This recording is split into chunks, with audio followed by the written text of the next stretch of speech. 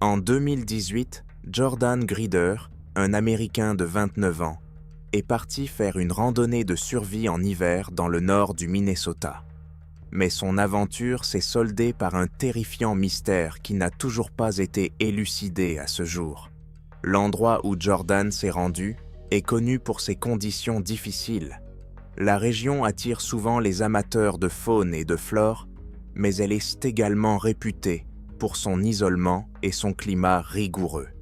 C'est là, au milieu de sentiers enneigés et de forêts denses, que Jordan a décidé de rester tout l'hiver, prévoyant de survivre en chassant et en récoltant de la nourriture. En octobre 2018, Jordan a envoyé son dernier message à sa famille.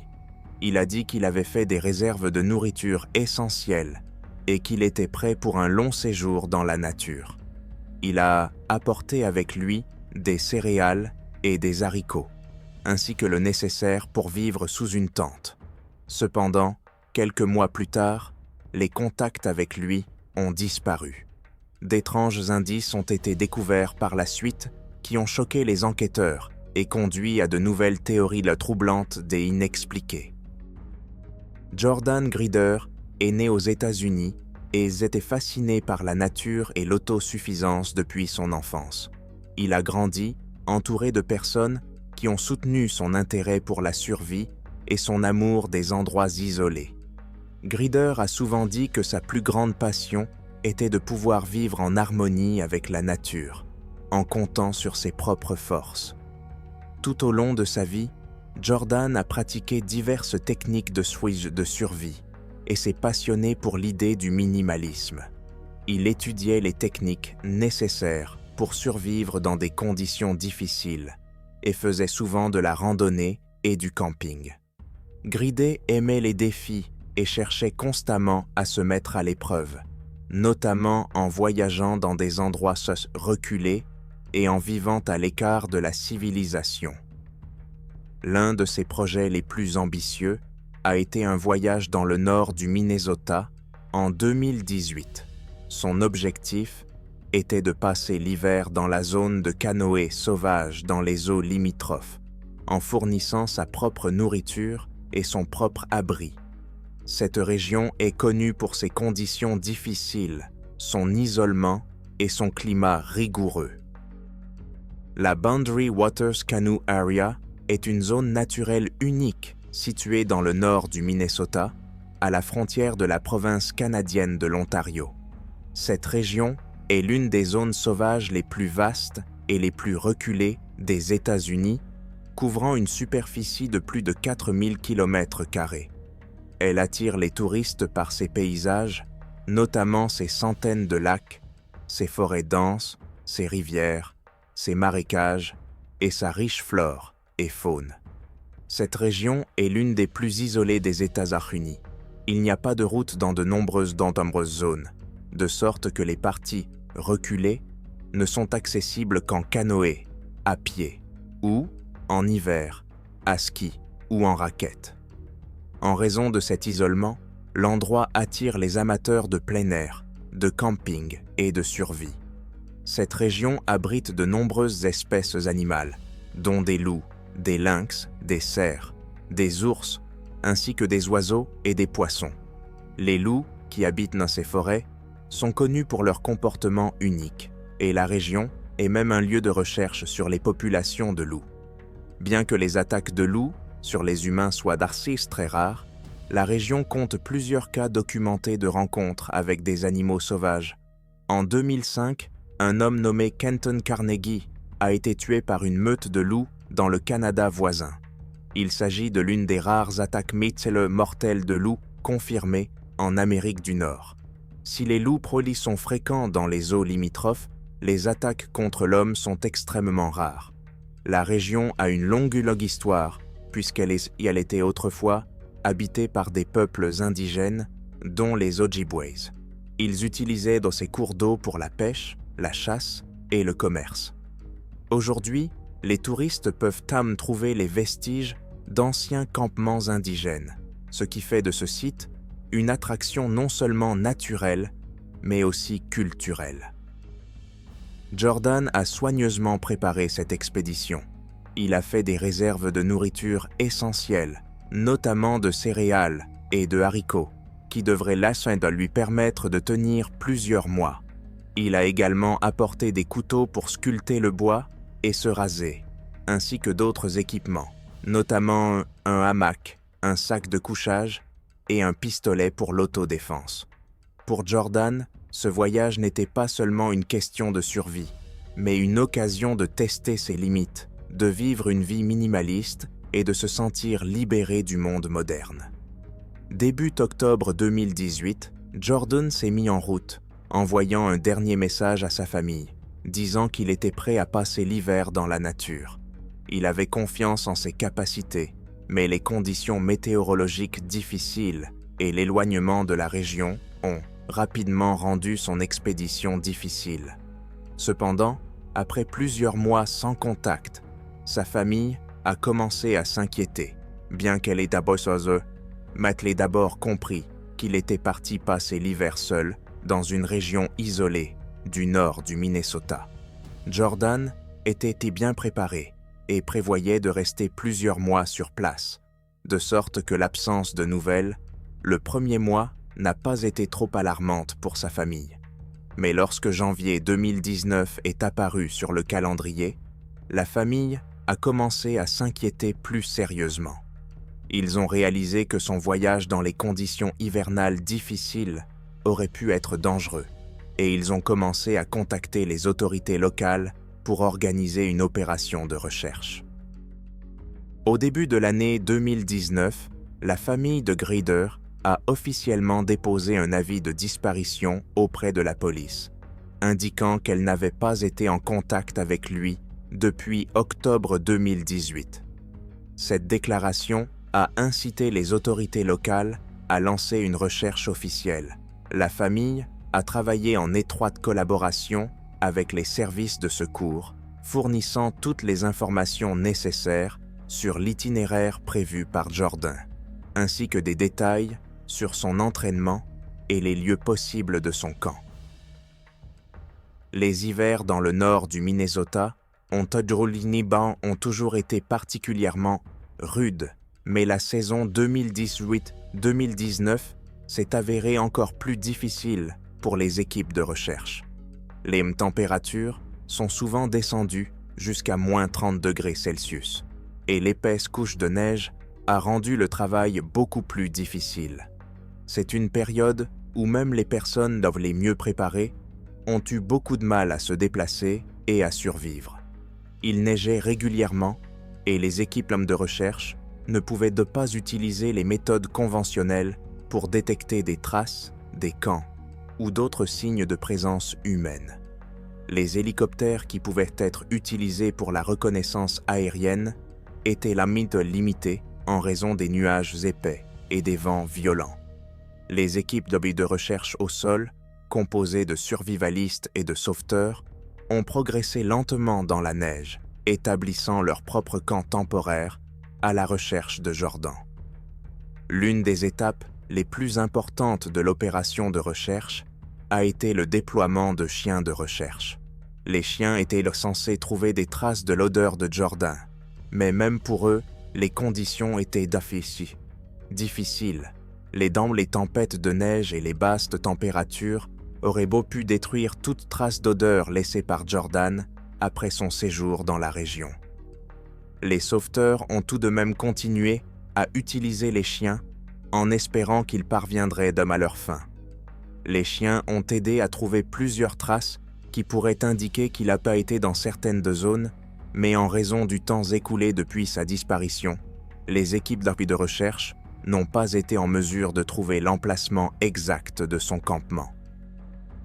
Après plusieurs mois d'échecs, en avril 2019, les sauveteurs sont finalement tombés sur le camp de Jordan, qui était situé au plus profond de la nature sauvage, près du sentier Sioux Hustler. Le camp a choqué tous ceux qui l'ont trouvé. Le hamac, la tente et le sac de couchage de Jordan étaient découverts de sang, mais Grieder lui-même était introuvable. Cette découverte soulève plus de questions qu'elle n'apporte de réponses. Ses effets personnels ont été retrouvés sur les lieux, y compris un pistolet Beretta avec 2 chargeurs pleins.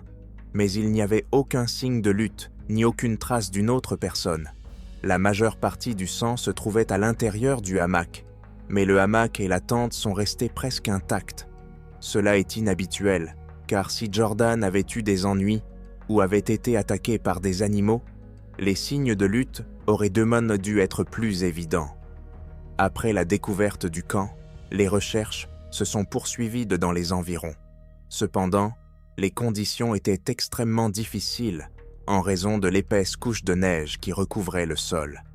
Les équipes de recherche ont décidé d'attendre la fonte des neiges avant de procéder à une reconnaissance plus détaillée de la zone. Lorsque la neige a commencé à fondre, elles ont fait des découvertes terrifiantes. À quelques millimètres du camp, les sauveteurs ont trouvé les os de Jordan, des parties de sa colonne vertébrale, de sa jambe et de son avant-bras. Mais, curieusement, son crâne n'a jamais été retrouvé. Les enquêteurs sont d'autant plus perplexes qu'en l'absence de crâne, il est difficile de déterminer la cause exacte du décès. Après avoir analysé la scène, la police et les enquêteurs ont commencé à élaborer différentes théories sur ce qui avait pu arriver à Jordan. L'une des premières versions était celle d'une attaque de loups. Les loups sont souvent présents dans cette région et des traces et des excréments de loups ont été trouvés sur le site du campement. Certains experts ont suggéré qu'une meute de loups aurait pu attaquer Jordan alors qu'il dormait dans son hamac. Cependant, cette théorie a été rapidement remise en question par des experts du comportement des loups. Ils ont fait remarquer que les attaques de loups sur des humains sont extrêmement rares. En général, les loups évitent les humains et, s'ils les attaquent, ils laissent des traces importantes de lutte. Dans le cas du camp de Jordan, il n'y avait pas de telles marques, ce qui rend cette théorie peu probable. Une autre théorie envisagée par la police est que Jordan aurait pu se blesser accidentellement. Il était connu pour utiliser fréquemment des couteaux très tranchants pour sculpter le bois ou se raser.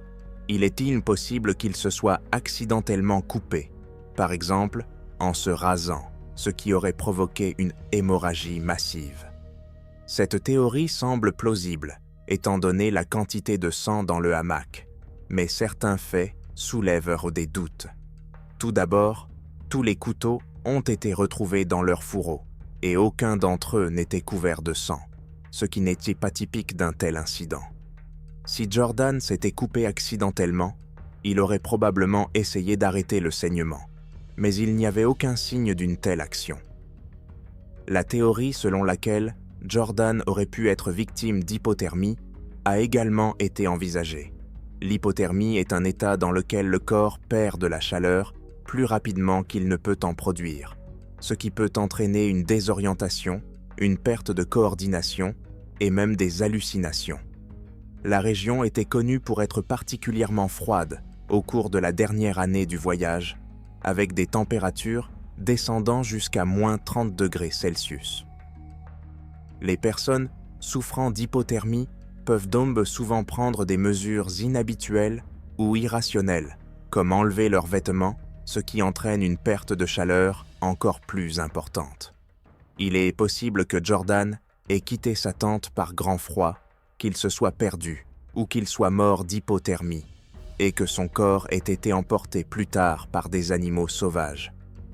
Si cette théorie explique pourquoi le corps de Jordan a été retrouvé dans cet état, elle ne permet pas d'expliquer entièrement la grande quantité de sang dans le hamac. L'hypothermie ne provoque généralement pas de telles hémorragies. L'une des théories les plus controversées, mais possibles, est dit que Jordan a été victime d'un crime ou d'une attaque de la part d'une autre personne. Malgré l'absence de preuves directes de violence ou d'actes criminels, cette théorie ne peut être complètement écartée. La zone sauvage de canoë-kayak des Boundary Waters est un endroit très isolé, mais il arrive que des personnes s'y rendent à des fins diverses, notamment pour chasser ou même pour se livrer à des activités illégales. Les criminels ont pu attaquer Jordan, alors qu'il dormait ou qu'il était seul. Son arme, retrouvée intacte dans sa tente, pourrait indiquer qu'il n'était pas en mesure de se défendre. Cependant, l'absence de signes évidents de lutte ou de vandalisme sur le site du camp met en doute cette théorie. Outre les explications rationnelles, certaines discussions ont même évoqué des théories de paranormal. On sait que les populations indigènes locales considéraient les eaux frontalières comme un lieu sacré et croyaient en la présence d'esprits et d'êtres surnaturels. Certains ont suggéré que Jordan aurait pu être victime de quelque chose d'inconnu ou de surnaturel. Par exemple, la théorie du Yéti, ou Bigfoot comme on l'appelle souvent, est très répandue dans les discussions sur les disparitions mystérieuses dans les régions isolées. Cette créature, décrite par des témoins, est une grande créature humanoïde couverte de fourrure qui vit dans les forêts denses et les régions montagneuses d'Amérique du Nord. Bien que les preuves de l'existence de Bigfoot restent douteuses et non confirmées, scientifiquement, la légende perdure dans de nombreux récits d'événements mystérieux, notamment dans des endroits sauvages comme celui où Jordan Grider a trouvé la mort. Bien que les sources officielles n'indiquent pas que Jordan était dépressif ou suicidaire, il est important de noter que les personnes qui entreprennent de longs voyages d'isolement peuvent souffrir de solitude ou de difficultés mentales dues à l'isolement. Grider s'est rendu dans une région très isolée, sans contact permanent avec le monde extérieur, ce qui a pu avoir un impact négatif sur son état psychologique pendant le voyage. Dans de tels cas, la désorientation, l'anxiété ou même les hallucinations peuvent se développer, ce qui pourrait potentiellement conduire à un accident ou à de mauvaises décisions au cours de l'expédition. Un point important est l'analyse du téléphone de Jordan, retrouvé sur le site. Les enquêteurs ont noté que le dernier message qu'il a envoyé à sa famille date d'octobre 2018, lorsqu'il a dit qu'il avait préparé suffisamment de nourriture pour l'hiver. Cependant, aucun autre message ou enregistrement de ce qui aurait pu se passer plus tard n'a été trouvé sur le téléphone. L'absence d'enregistrement supplémentaire peut indiquer qu'il n'a pas eu le temps ou l'occasion de signaler les problèmes qui auraient pu lui arriver. L'affaire Jordan Grider s'est terminée en août 2020 lorsque la police a annoncé la clôture de l'enquête. Après de longues recherches et l'analyse de toutes les preuves trouvées, les autorités ont conclu qu'il n'y avait aucun signe d'acte criminel ou d'interférence et que la cause exacte de la mort ne pouvait pas être déterminée. Cette décision a été difficile à prendre pour les enquêteurs, car l'affaire a laissé de nombreuses questions sans réponse, et la famille de Jordan n'a jamais reçu de réponse claire sur ce qui est arrivé à leur fils et à leur frère. La mort de Jordan Grider fait partie de ces histoires mystérieuses qui soulèvent de nombreuses questions et n'apportent que peu de réponses. Son désir de vivre en harmonie avec la nature, de tester sa force et son endurance dans une région isolée et hostile, s'est avéré être une épreuve mortelle. Bien qu'il ait été bien préparé et qu'il ait eu les compétences nécessaires pour survivre, les circonstances de sa mort restent floues. Bien que l'affaire soit officiellement classée, la question demeure: pourra-t-on un jour trouver une réponse à ce qui est arrivé à Jordan Grider? À l'heure actuelle, cela semble peu probable. La région où il a disparu est tellement isolée que de nouveaux éléments pourraient ne jamais être découverts. Cependant, dans certains cas de personnes disparues ou de morts mystérieuses, de nouveaux détails sont découverts au fil du temps et peuvent permettre de faire la lumière sur l'affaire. Reste à savoir si ce sera le cas pour Jordan Grider. C'est tout pour l'instant. Écrivez dans les commentaires laquelle de ces théories vous semble la plus plausible et à laquelle vous croyez personnellement. N'oubliez pas d'aimer cette vidéo, de vous abonner à la chaîne et de cliquer sur la cloche pour ne pas manquer les nouvelles vidéos. À bientôt et au revoir.